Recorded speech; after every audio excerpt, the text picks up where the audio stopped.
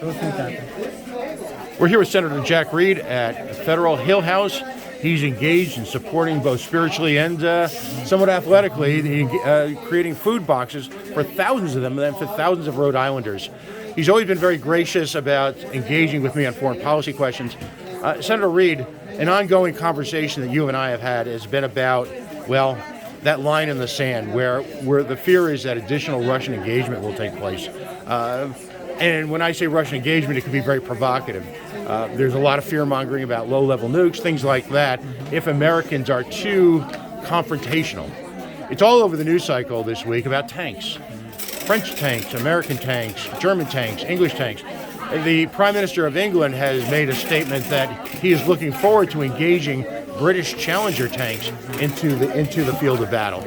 The Germans are saying that they can't support, they don't see ongoing support for the war effort unless the German Leopard 2 tanks are involved. What's your thought on the introduction of that high-level Western military architecture into the Ukrainian battle?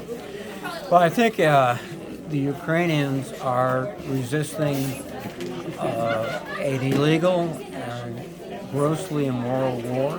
The Russians are targeting civilians deliberately. They're conducting war crimes, and the world community has rallied to the Ukrainian side.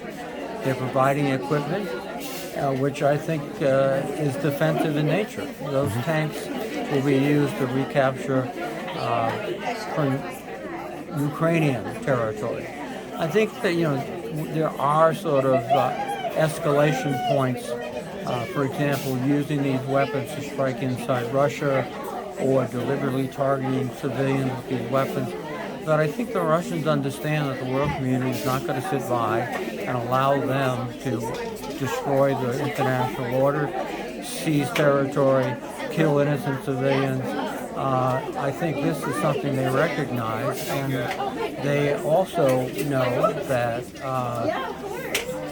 whatever step they take, we will counter. Is there any movement afloat for the M1 Abrams to make an appearance in the Ukraine? I don't think there's a serious possibility at this juncture for the Abrams.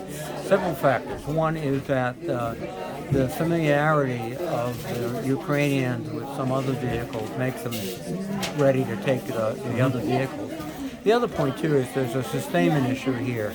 We have to think about not only putting the system on the ground, but also sustaining it. And the Abrams is a very sophisticated piece of equipment with significant sustainment aspects. So I think the most efficient vehicles that we can deliver would be something like the Challenger tanks or other tanks. Thank you very much, Senator.